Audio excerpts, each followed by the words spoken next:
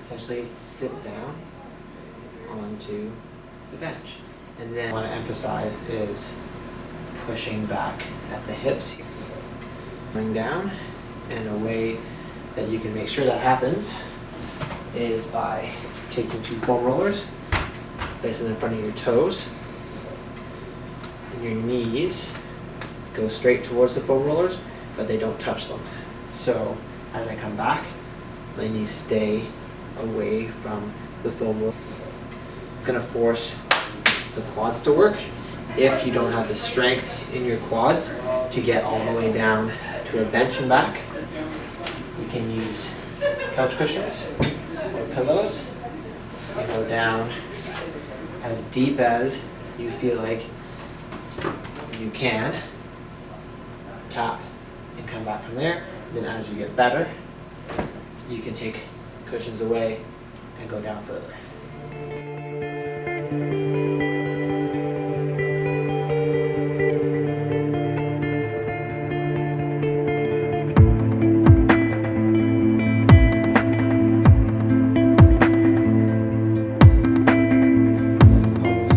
Backward, flatten the back out on the mat, and then press through your heels to lift up, squeezing your bum together.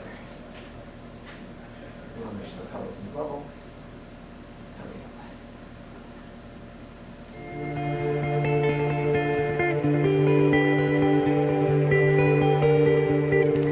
Okay, we're going to do a monster walk to work the sides of our hips. You can take a band, if you have the pre-tied ones, that's awesome, or you can take a regular TheraBand and tie it in the circle. Take this guy, we're going to put it around the outside of our feet.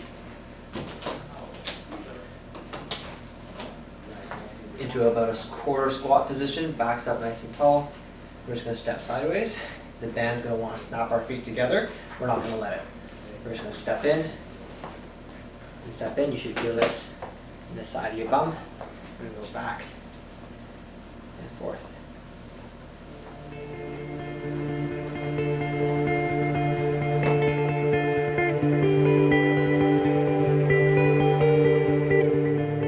Okay, we're gonna do a row, working the upper body and the back here, as well as posture. So we're gonna take our band.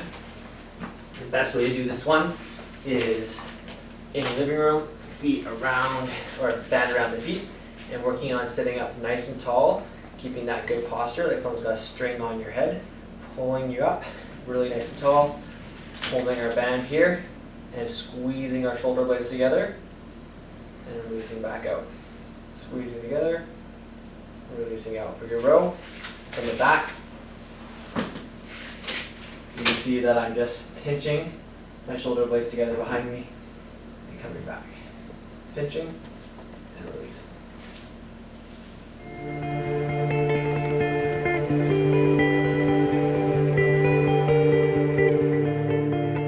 Okay, for our core, we're going to do one of my favorites is the plank. For this one, you can use a mat if you'd like or not. We're going to get down onto our elbows and our toes. We want to make sure that we have a nice straight spine from our head to our bum.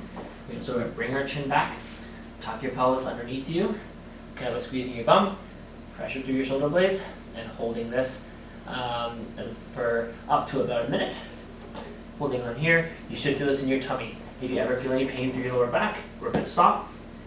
And a way to make it easier, if you can't do this one, if you're feeling any pain in your back, come down to your knees and do it this way. But the same principles apply, is we have a nice straight spine, pressure up here, tilting your pelvis underneath.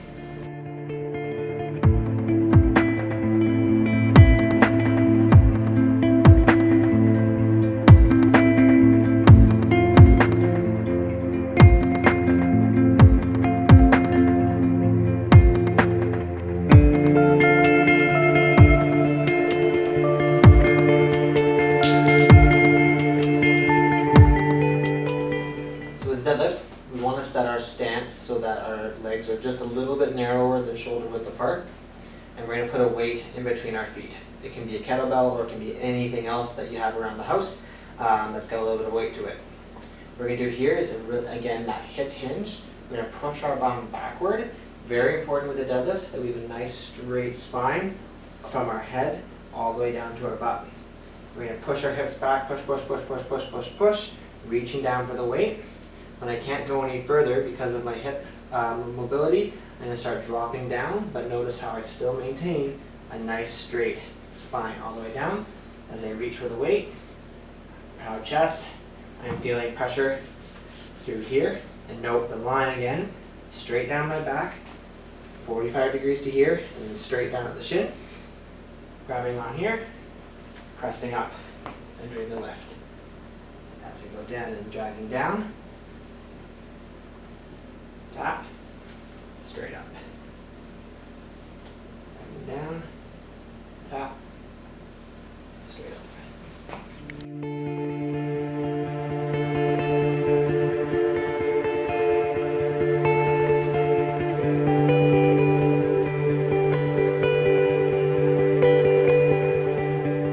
A single leg squat. Single leg exercises are great for triathletes because for running, it's a series of single leg bounds. This is one of my favorites. We're on one leg, so this is the leg that we're on here. Left leg can be forward. And we're just going to do the same as we did with the regular squat, going down to the chair, but now we're on one leg. So again, that hinge at the hips, coming down, tap, and coming back up.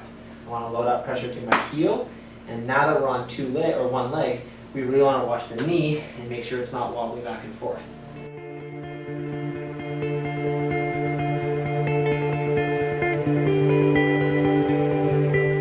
I want to make sure the knee stays in line with the second toe. So as I come down,